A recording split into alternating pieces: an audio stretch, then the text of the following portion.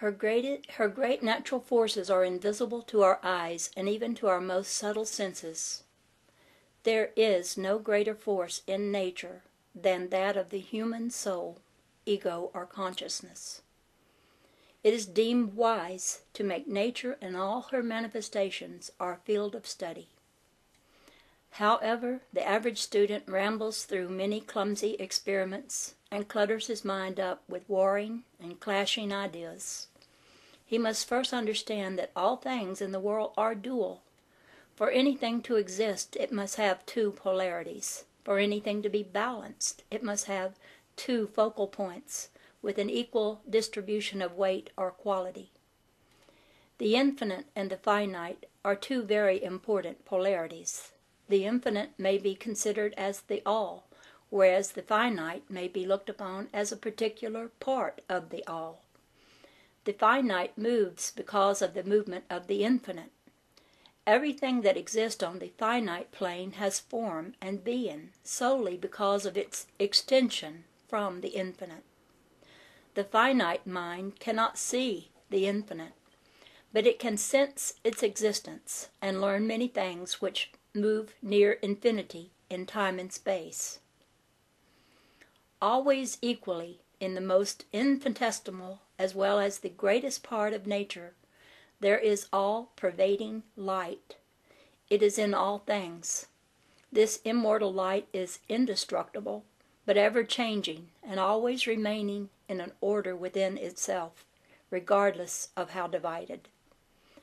As we grow into cosmic comprehension, broadening our knowledge of nature, we shall find that those phases of nature that are now hidden from our understanding will come into our range of vision.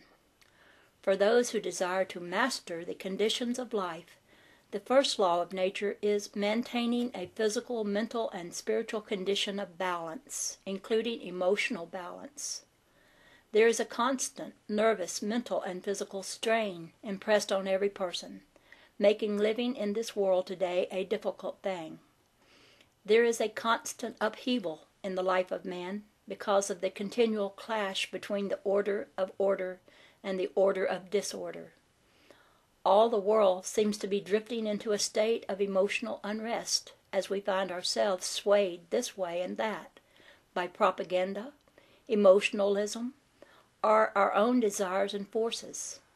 At the same time, there is an unrest among the people as we are in the process of changing from an old order into a new one.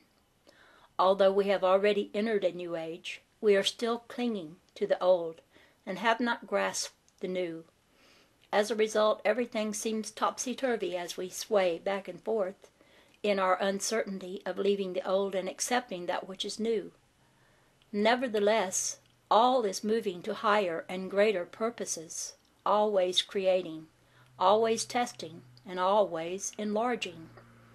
A living something, completion within completions, polarity within polarities, order within orderings, all moving through time and space toward the greater becoming.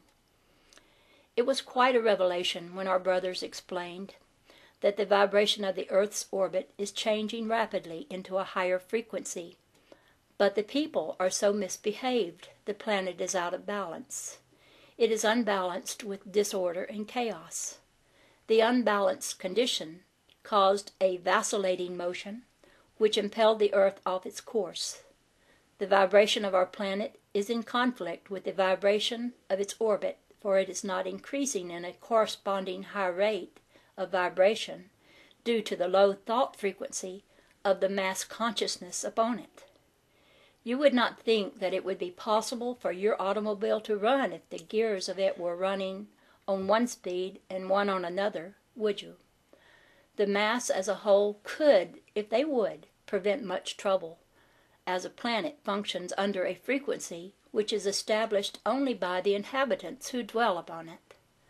They could change the course of events and even prevent the last phase of Armageddon. Nevertheless, if the people do not increase their vibration to the point that the frequency of the Earth will harmonize with that of the orbit, they will experience freakish and serious accidents and deaths. Our daily news reports are confirmation of this forewarning. Our brothers also foresee that there will come a time when people of earth will grasp at almost any belief or help from any source if they think it will protect them from trouble, despair, and destruction. For by the very force of destruction around them, they will be driven into a greater and stronger seeking for the Creator, until finally they see there is nowhere to turn except to the divine within themselves.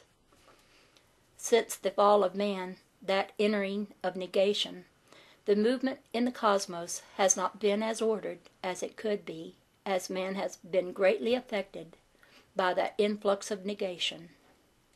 Man's existence is for the purpose of gathering experience, each experience completed, bringing more knowledge and power to the cosmos as a whole. It is that man's purpose in life has been to transmute disorder into order, but this he has failed to do. Man fails himself, God, and the entire universe when he fails to overcome the negative in his own life. He has long forgotten that when, in the beginning, he was given dominion over this earth and all therein, that he was to rule by love and love alone.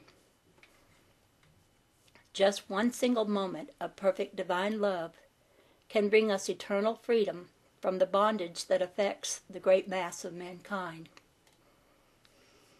Only through divine love can order and harmony be brought forth. Since through the wisdom and great divine love of the Creator, disorder is transmuted into order, the time has now arrived when the disordered movement must become ordered despite man's failure to do his part, and the adjustment will be severe for him, for he has not prepared himself, he has not been about his Father's business.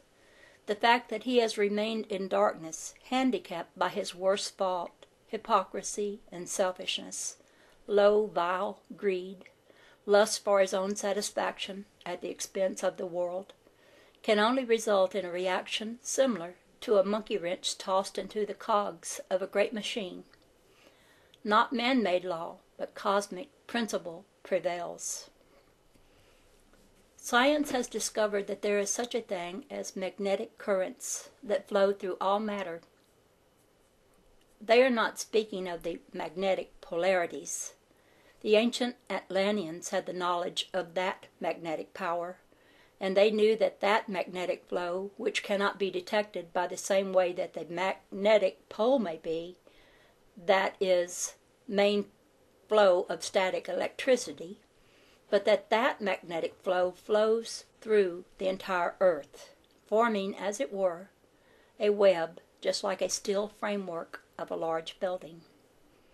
If you break that framework somewhere, it becomes weakened, and there may be a collapse. The magnetic flow flowing through the central nucleus of all matter forms definite channels, rivers, and streams that crisscross each other, and that helps to maintain matter and substance in a more or less static condition. But if anything happens to disturb that flow, there is a collapse, not only of that magnetic current, but of that web itself, and it causes upheavals.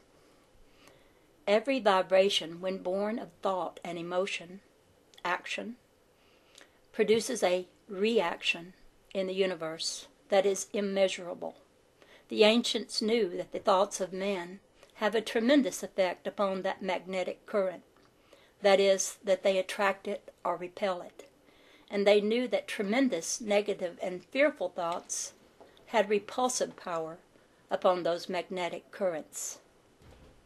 Thoughts constantly emitted from all individuals form an ocean or river of thoughts which completely surrounds the earth to a distance of approximately 1,500 feet.